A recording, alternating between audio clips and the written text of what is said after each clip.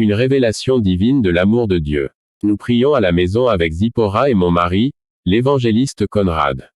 Pendant que nous prions, j'ai soudainement ressenti l'amour de Dieu d'une manière très puissante. Immédiatement, le souvenir de ma famille terrestre a été effacé de mon esprit. J'ai totalement oublié que j'avais des parents terrestres ou même des frères et sœurs. À ce stade, personne n'avait besoin de me dire que je suis un enfant de Dieu. J'avais l'impression que Dieu était mon seul Père et qu'il m'aimait beaucoup. J'ai compris que je venais de lui et qu'il m'a simplement envoyé ici sur terre pour accomplir sa mission puis retourner vers lui. J'ai compris que le paradis est ma maison et je suis venu sur terre dans un but précis. Ceci est pour chaque enfant de Dieu. J'ai vu les cieux ouverts sur moi et j'ai vu que je pouvais avoir un contact direct avec mon Père à ma discrétion et j'ai vu qu'il veillait attentivement sur moi pendant que j'étais sur terre, s'assurant que j'allais bien. Le Seigneur m'a rappelé ces paroles dans Matthieu 7/9-11 où il dit, « Si donc vous, étant méchants, savez donner de bons cadeaux à vos enfants, combien plus votre Père céleste donnera-t-il de bons cadeaux à ceux qui le lui demandent ?» Nous pensons généralement qu'il est plus facile de demander des choses à nos parents terrestres que de les demander à Dieu dans la prière. Mais si nous comprenions combien il nous aime, nous saurions qu'il est encore plus disposé que nos parents à nous donner ce que nous demandons. Cette écriture est devenue si réelle pour moi. Dieu nous aime plus que nos parents terrestres. Nous ne le forçons pas à nous donner ce que nous demandons, il nous le donne parce qu'il nous aime. Mon père m'a parlé et m'a dit, « Tu n'as aucune raison de te sentir mal aimé, aucune raison de craindre ou de t'inquiéter, tu n'as aucune raison de te sentir abandonné, parce que tu es grandement aimé et protégé par ton Père. » Je me sentais ainsi en paix. Je me sentais tellement aimé, chéri, protégé par mon Père. Puis j'ai vu le roi Jésus. Il était habillé comme un roi très riche et se tenait dans un palais extrêmement beau. Il y avait de très hauts piliers, tout d'un blanc pur, avec de l'or sur les bords. Cela avait l'air exquis, plus que beau. Dès que j'ai vu cet endroit, je me suis senti mal à la maison. J'avais l'impression que cet endroit était chez moi et j'étais loin de chez moi depuis très longtemps et j'avais hâte d'y retourner. Et soudain, je me suis senti comme un roi, comme une princesse, comme le seul enfant d'un roi très riche. Je me sentais tellement gâté. Bien que nous soyons nombreux, chaque enfant de Dieu entretient une relation avec lui comme s'il était un enfant unique, attirant toute son attention. Mon père m'a dit, « Tu appartiens au royaume des cieux. Le royaume terrestre est bien en dessous du nôtre. Ne suivez donc jamais les normes terrestres car elles sont bien inférieures aux normes célestes. Habillez-vous comme nous nous habillons dans notre royaume, ne vous habillez pas comme le royaume terrestre. Parlez comme nous parlons dans notre royaume.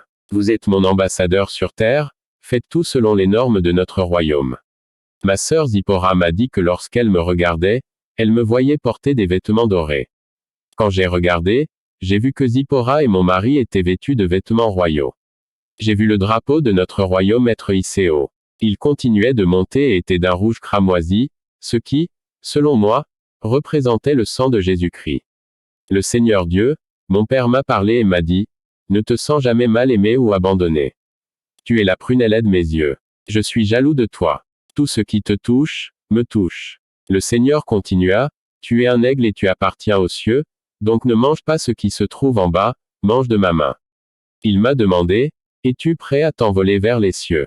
J'ai dit, « Oui, Seigneur. Je suis prêt à faire tout ce que tu veux faire de ma vie. » J'ai vu 2 aigles blancs voler autour des piliers du palais que j'avais vu auparavant. Puis il m'a dit, « Je veux te montrer de grandes choses. Concentrez-vous sur moi. Laissez-moi être celui que vous cherchez.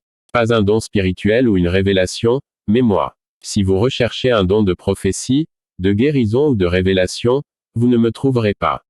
Mais si vous me cherchez, vous trouverez tout. Cherchez et trouvez Dieu. La plupart du temps, lors de la prière, si la lumière remplit la pièce, elle vient d'en haut et remplit ensuite toute la pièce. Mais cette fois-ci, Zipporah a vu la lumière venir de nous et remplir toute la pièce. Le Seigneur a dit, « Lorsque vous êtes remplis de la vie de Dieu, vous êtes transformés et devenez semblables à lui. » J'ai vu Jésus rempli de tant de lumière. Son corps semblait fait de lumière. Pendant que je priais, il a commencé à me remplir jusqu'à ce que ce soit comme s'il faisait partie de moi, pas seulement à l'intérieur, mais je pouvais voir sa lumière pénétrer jusqu'à l'extérieur. Alors mon Père m'a dit, « Tu dois être rempli de Jésus jusqu'à ce qu'il remplisse complètement toute ta vie. Alors tu deviens comme Jésus. » Union parfaite. Le Seigneur a montré cette illustration à ma sœur. Elle a vu un chrétien marcher dans la rue. Parce que cette personne était tellement remplie de Jésus, lorsque les démons incarnés la regardaient, ils voyaient réellement Jésus marcher dans les rues.